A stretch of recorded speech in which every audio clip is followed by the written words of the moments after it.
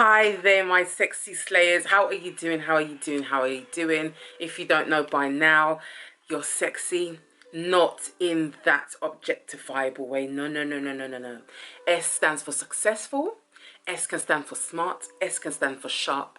E stands for excellent. E can stand for exquisite. And E can stand for educative. No, educated, actually.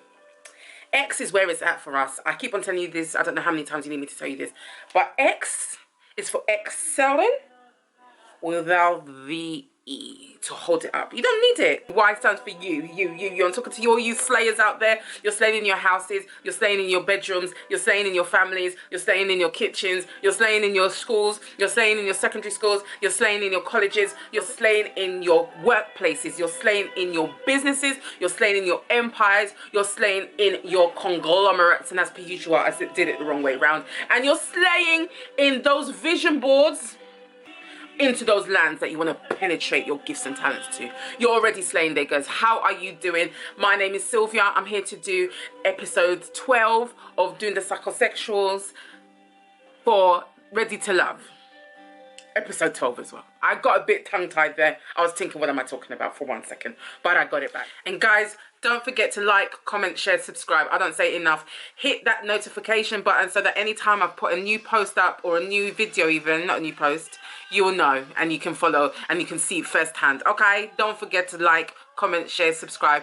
Alright guys, thank you. Guys, I'm going to jump straight in. Why? Because it's actually a Monday afternoon. I'm actually in between clients. If you guys don't already know, I am a trainee sex and relationship therapist. So I do have clients already. I see them nearly every day. And I've got a client at 2 o'clock. And I've got to sing this song, I'm sorry. I can't make you love me if you don't. You can't make your heart feel something it won't. Here in the dark of these final hours, I will lay down my heart. I feel the power, but you won't.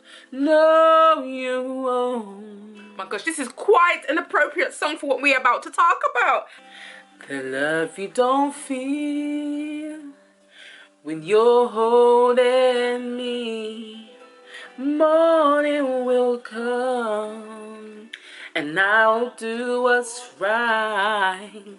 Just give me till then to give up this fight. Oh, Georgie. And I will lay down this fight.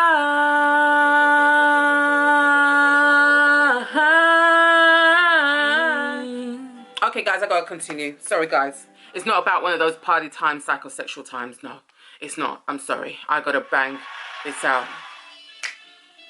Okay, I'm going to get into it. So basically, in the beginning, they met up again in a bar or something or whatever. And it was very orchestrated. You can blatantly tell it was orchestrated. Very manufactured in terms of different pairs of the couples were talking to other couple pairs kind of like things. So Joy was talking to Donovan. And this is what I thought, oh my gosh, this is so... Are you trying to tell me all these times that you've met up, you've never told anybody where you live, Joy? Is that what you're trying to tell me? So basically, it was the dilemma of her having to go back to Mexico, and she was obviously speaking to Donovan about it, saying, "Oh yeah, I'm going to be moving back to Mexico, you know." And Donovan was like, "What? Mexico? You come from Mexico? What? Oh my gosh, what's going to happen in your relationship? What's going to happen?" Please, did not know that before. But anyway, it is what it is. Let me just sing this bit because this is the bit of the conundrum of the song, isn't it? So let's just sing it together, guys. Tonight the music seems so loud. I wish that we could lose this crowd. Baby, it's better this way. We hurt each other with the things we want to say. We could have been so good together. We could have made this dance forever. But now who's gonna dance with me? Please stay. And I'm never gonna dance again. Guilty feet, I've got no rhythm.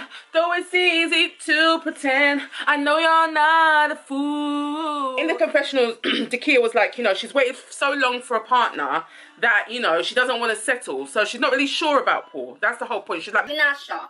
Listen, I didn't know that I preserved myself for this long, yeah? why?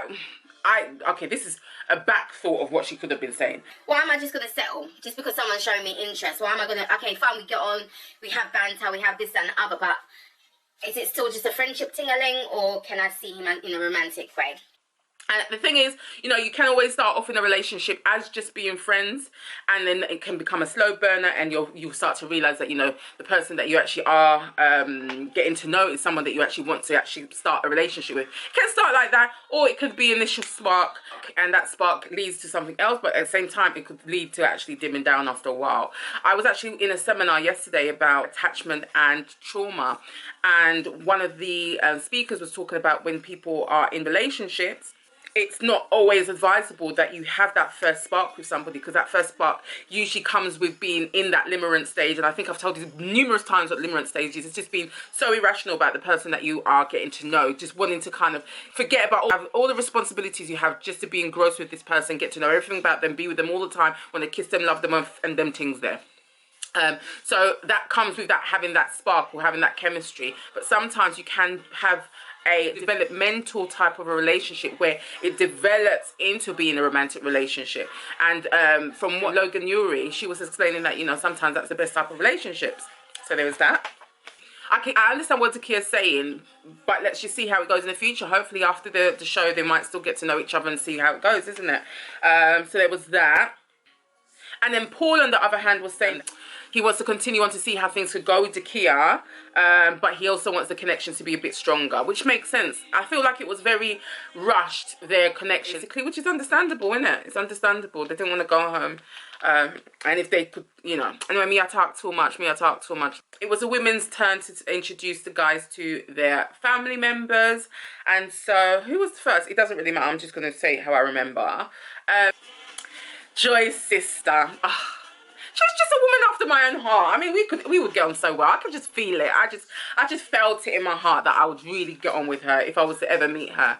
And the reason why I thought this is, firstly, she looked a little bit like how I look in terms of shaved head, beautiful glasses, very stylish, very contemporary, very mwah. That was the first thing. The first thing she said when she saw him was like, wow. Oh, you're juicy, aren't you? Good on you, sis. This is a nice, juicy teddy bear you've got here. Yeah. And then Kristen was like, Thank you. Thank you.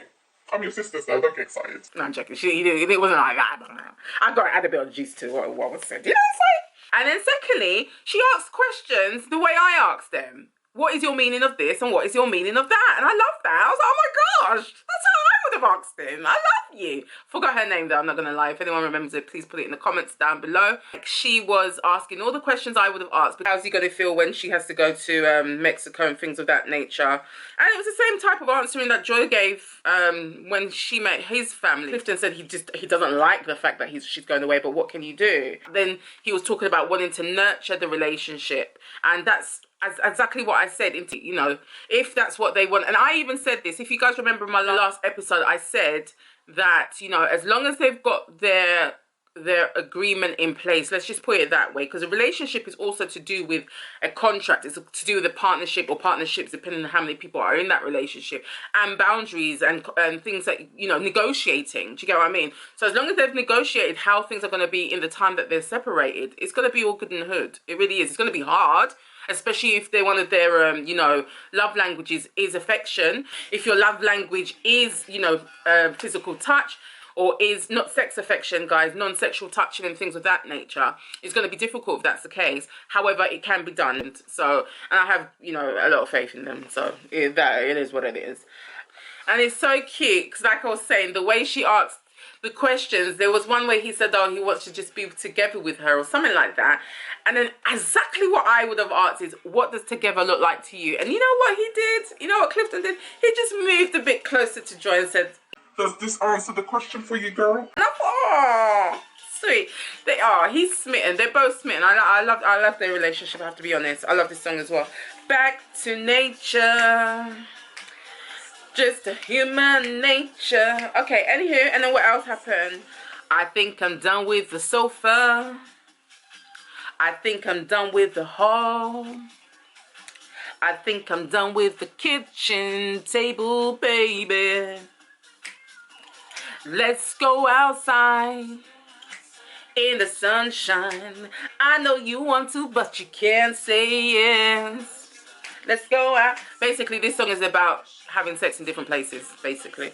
And I've just realised that wasn't worth playing. I don't know if that's what he's talking about his homosexuality there in terms of him hiding it for so long. I don't know. But you can see. This is my first bit, my favourite bit. I'm just going to sing it and then I'm going to continue because I might as well just get it out of my system. Okay? Okay? And yes, I've been there. Doctor, won't you do to me what you can?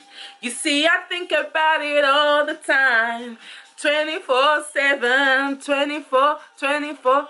And if you want it, you got it. You never really said it before.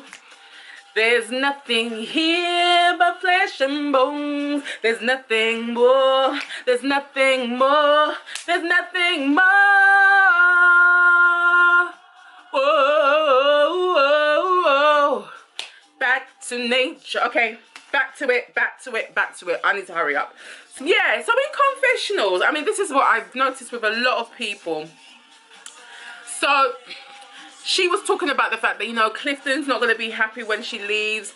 He's going to be really upset. She's not sure if he's going to take it, being able to accept it and all of that stuff. I was thinking, babes, you're talking about my man.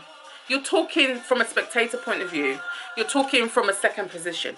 What's your position in this situation? How do you feel about the fact that you'll have to leave? How do you feel about the fact that you're going to be away from the person that you've grown fond from? How do you feel about the fact that the relationship could potentially become strained because of the fact that you're not there? We do that a lot in relationships. We tend to kind of imagine what the other person could be thinking and feeling instead of talking from our point of view. I like this. I want this. I feel like this. And it's something we all do. I'm not saying it like, say, I'm trying to tell her that she needs to talk about herself. It's just something we always do. It is a form of, you know, empathy. It is a form of, you know, caring. It is a form of kindness. But it's all those forms of things that you're not doing to yourself. Do you get what I mean? You're not being empathetic towards yourself. You're not being caring towards yourself. And you're not thinking about what you want and need. You're thinking about other people. And there's nothing wrong with that as long as you are able to balance it out and make sure you think about your damn self too. You know what I'm saying? And let me just put it that way for you guys. It was lovely. It was a lovely union. Joy's sister loved him. That's it. That's all that matters. So Carmen had Donovan meet her parents. And I mean, they're such characters. I love the union. Initially, I wasn't sure that Carmen's dad was even going to give him a chance because basically he did come with flowers for the mum. Mum said that, you know, you've earned 100 points, boy. Well done. Those flowers was a good touch. I was wondering, is it the same ones that Carmen gave to him and he didn't want them? No, I'm joking. I'm joking. And then, like, when the mum said, yeah, you've won 100 points, the dad was like, you better not lose it again, though, boy. The interrogation's about to start. So basically, you know, Carmen's dad just went straight into it, but I'm coming, guys. I'm coming. I'll tell you what in a minute. In a minute. 5 o'clock in the morning and you ain't home. I can't help thinking that's strange. Yeah. I just wanted you to know I won't go through it again. Those clouds are baby love, and I will not accept this as a part of my life. I will not live in fear of what may be. I would rather be alone than watch you spinning. Basically, what Georgie was talking about there is the fact that he's with a partner who looks like he likes to have a more promiscuous life than what Georgie wants at the time. And so he's not going to stick around for him to go out, do whatever he's doing with whoever, and come back and bring him any type of an STI, and which is totally understandable. So that's basically what the whole story is. Spinning the wheel is like Russian roulette. You're spinning the wheel. You're going to end up bringing something back home to me if you're not careful. And I don't want that, basically. That's not what I signed up for. It's basically what spinning the wheel is about. I love this song, though. And let me just sing the end bit, the best bit of it, the conundrum bit, yeah. Anyway, so the dad continued on. He just went straight and he's like, oh yeah. I heard that you got kids. Can my daughter correct those kids if they're being rude or being naughty and them things there? And Donovan was like, Listen, sir, you don't got to worry about that side of things. My kids are very, very, very polite. They have been trained very well in regards to respecting their elders, respecting people, and don't worry, they'll also be respecting you as well, Dad. Don't worry about that. So, Carmen don't need to come in and go and like say, yeah, I ain't trained them properly because I've trained them very well. Okay? and Carmen was sitting there. She made me laugh, yeah. He was giving him a tirade of questions to ask, yeah. And in confessionals, Carmen was like, I'm sitting there giving Donovan the, sorry babe, sorry daddy's been like this with you. And then she turned around and said, meanwhile, I'm so happy my daddy's doing that. Go daddy, ask him all those questions, because I personally might not have asked him like that. You go ahead and ask dad. I'm right behind you with these questions. Interrogate that man as much as you need to, dad, because it's for me and you love me. So me feel what you're doing for me, daddy. Ask them questions there. and then to Donovan, she'll be like, Oh, I'm so sorry. I didn't know it was going to be like this. this is the bit I need to say. How could you love me when you are playing with my mind? Life even. You said, give me time and I'll do better, I swear. Give me time and I'll lead you back to... So that was funny. That made me laugh. Yeah, but Carmen's dad asked the questions that needed to be asked, basically. And then the question of, infidelity came up. And, Donovan was honest. He did say that in his marriage there was infidelity on his part. And basically he's learned his lessons. And I think he said he's gone to therapy. I think, yeah, he said that before anyway. He's been to therapy to understand where that might have possibly come from and things of that nature. And, you can't ask for anything more than that. Someone's done something wrong. He's asked for forgiveness through forgiving himself, kind of trying to rectify that by going to therapy to understand himself and what the possible reasons as to why that actually even took place. And, he's come out a better person. We can't ask for anything else than that. And then the mum was asking about his faith in God. Initially, he was like, oh...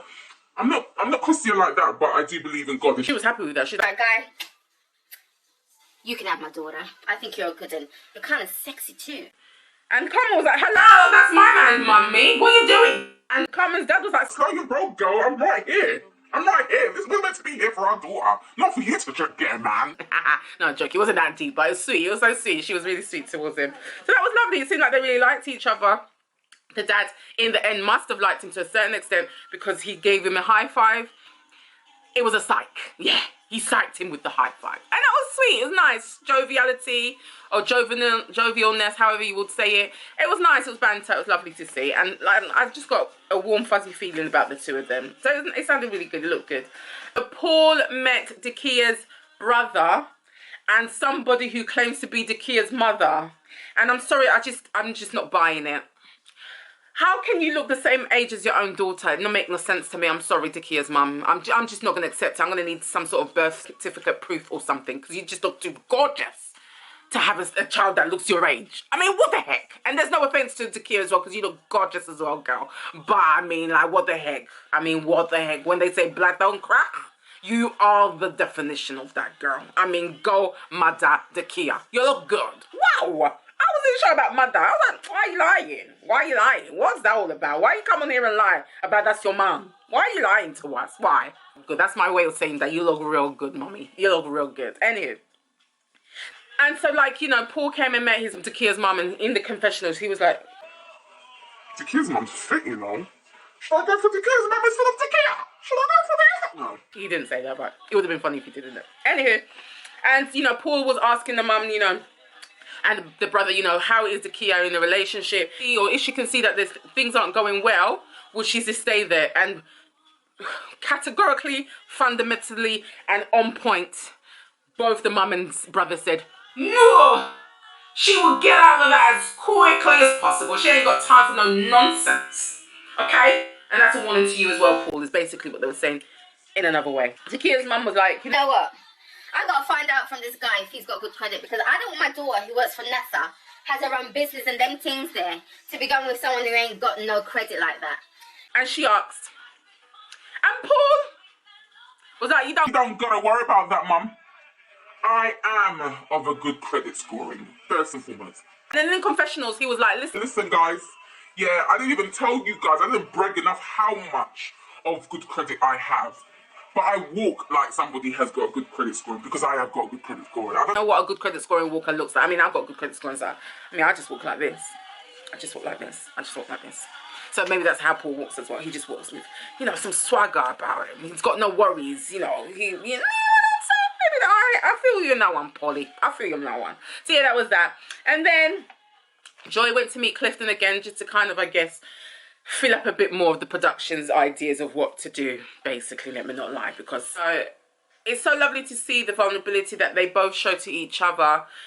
Clifton was like, you know, he just doesn't want to imagine having to take you in my car, putting your suitcases in my boot, putting you in my car, driving you to the airport and wanting to say bye to you. Have you even thought about that? Like how it's going to be for us? Because it's soon. It is soon, Joy. Have you thought about it? Because I think about it all the time, Joy.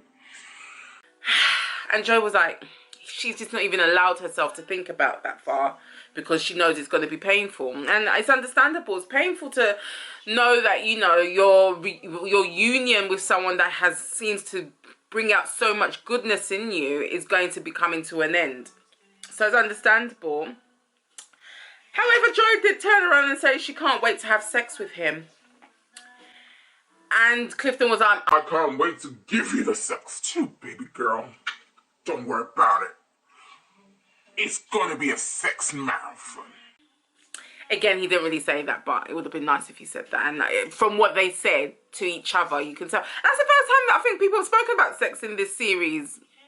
Because mostly, yeah, they haven't really. So basically, it was, you know, the end of the show, the end of the conundrum of who was going to choose who. And the long and short of it all is, Paul decided to choose himself. Takia was very understandable and was like, bruv, I was going to do the same thing if you hadn't, to be honest with you. Let's just see how things go and take it from there. And I guess, I don't know if they really do feel each other or they just like each other as friends. I can't even lie. I'm not sure.